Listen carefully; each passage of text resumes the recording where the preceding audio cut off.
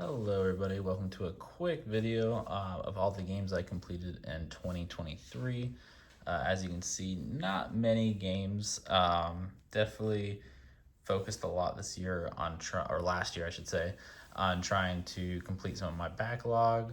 Obviously there's some games in here that obviously I beat recently, such as the one on the top here, but a lot of them were backlog games. I know I'm still trying to beat Red Dead Redemption 2, The Witcher 3. Not that they're hard games to beat, it's just that you got to put a lot of time into them, which I just don't have often. So, yeah, want to start off here. I think there's probably a dozen, if not just shy of one or so, for the last year.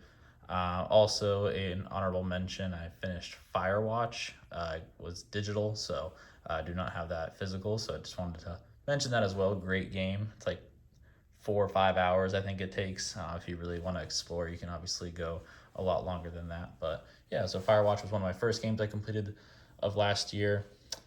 And then I'm gonna move this pile over so you guys don't see all the games. But yeah, first things first, I got Call of Duty Modern Warfare 3.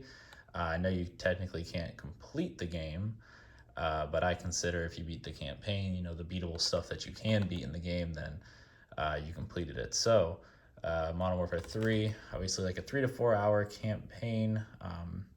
It wasn't horrible, but yeah, like 3 to 4 hours is not usually what you see out of Call of Duty. You usually like to see like 8 to 10 hour campaigns. They usually do a great job. It's one of their like forefronts for, what makes them great. But yeah, obviously this one was definitely felt rushed, and pretty much just remakes of some levels from the original Modern Warfare 2. So yeah, not the biggest fan of it, but wasn't the worst thing ever. Next, got Guardians of the Galaxy. Great narrative game for Marvel.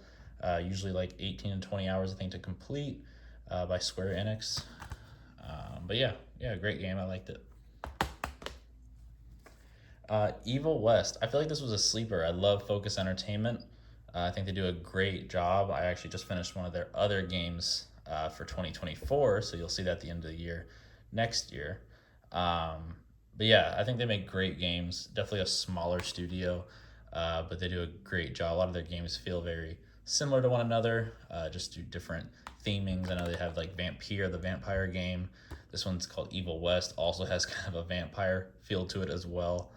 But yeah, awesome game. Shooter, like a Wild West shooter, narrative driven, probably like 20, 25 hours to complete. But yeah, I liked it. We Happy Few Deluxe Edition. This game came out quite some time ago. I feel like 2018, I want to say 2019. Definitely like over 5 years ago. I was so happy about this game when it first came out. I was super excited. It looked so interesting. It still is. But I put it down like immediately. Just too glitchy, too buggy to me when it first came out. I know it was kind of like one of those Kickstart games, I believe. So had a lot of supporters that were kind of backing it. But definitely, once I picked it up the second time, a lot of things changed. I think maybe I was just catching on to it better. Maybe I was just too young at the time to really get into it. But super super difficult at times. But really addicting. Like once you get kind of pulled into it, great story, great gameplay. Big fan of it. I think it took like 40 hours or so to beat this game, so not the smallest game. Metro Redux. This is the collection of Metro 2033 Redux and Metro Last Light Redux.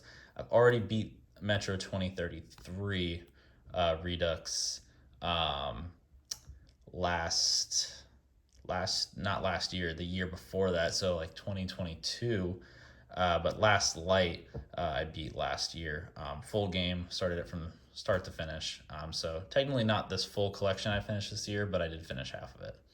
So I really love the Metro games. They're awesome. So I have not started Exodus yet. Looking forward to that. But I know it takes obviously some time to kind of dive into those. So holding off for now. But next up, we got PlayStation. So those are all my Xbox games. Move those over. We got PS4. Last of Us Remastered. Yeah, I have yet to beat this until last year. Beat it, love it. Narrative driven game. Naughty Dog does a great job of that. and it's not the last Naughty Dog game that you'll see so far. I also finished the Left Behind part to it as well. I think it's like a small DLC. It's like 2-3 hours.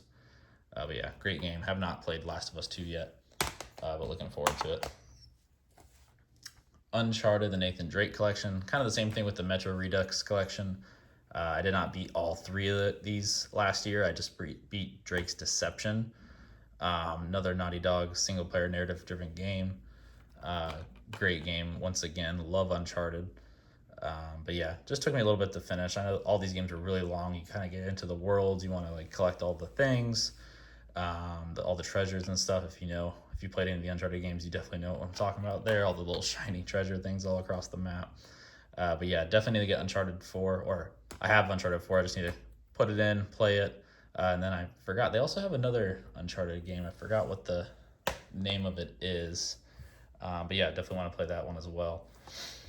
Then we got Spider-Man Miles Morales. Great follow-up to the original Spider-Man that came out. I loved it. I know it has the PS5 upgrade version, which I actually, now that I'm thinking about it, I did beat this on PS5. I have it on PS4, but I did do the upgrade to the PS5 to experience this one and loved it. Yeah, great story. A little bit shorter than the original Spider-Man, but now I need to beat Spider-Man 2. That just came out. And obviously, Spider-Man, the original, I just beat this last year. So a lot of games that came out like in that 2018, 2020 period, as you can see. So a lot of these were like a backlog completion kind of year for me. Obviously, love this one as well. I got really into like the completion part of this game. So like I was trying to complete everything from all the little side objectives you have to do, all the backpacks you have to collect. But yeah, loved it. And now we got 2 PS5 games to finish off here. Stray, Annapurna. I love Annapurna. I think they do a great job. This is strictly a narrative-based game here.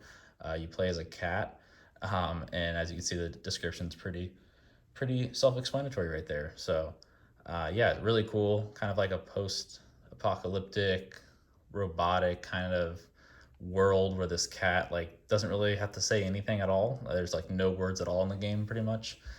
Just like text boxes and just you're following along, and yeah, it's a pretty cool game. It's like 5-6 hours maybe. I think I spent about 8 to 10 just because I was so into the world. But yeah, really cool game.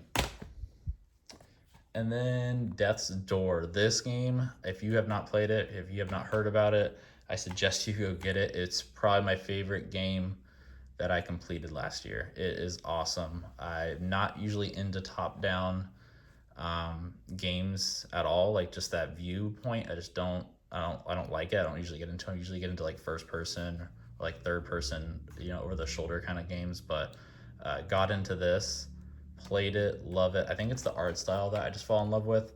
But yeah, super cool by Devolver Digital, smaller studio. And yeah, one of my favorite games from last year. I definitely suggest it. So yeah, here we go. We got 1, 2, 3, 4, 5, 6, 7, 8, 9, 10, 11. Yep, 11, and then including Firewatch. Beat 12 games this year. Definitely trying to get that number up to like 20 or so this year. I think I'm at like 2 or 3 completed so far. It's just some games that like I was trying to complete before the end of 2023, never got around to it. So beat them like in January and February. So yeah, that's my 2023 recap of games I beat. Looking forward to doing this next year, and keep a lookout for some game collection updates. Have a good one. Bye.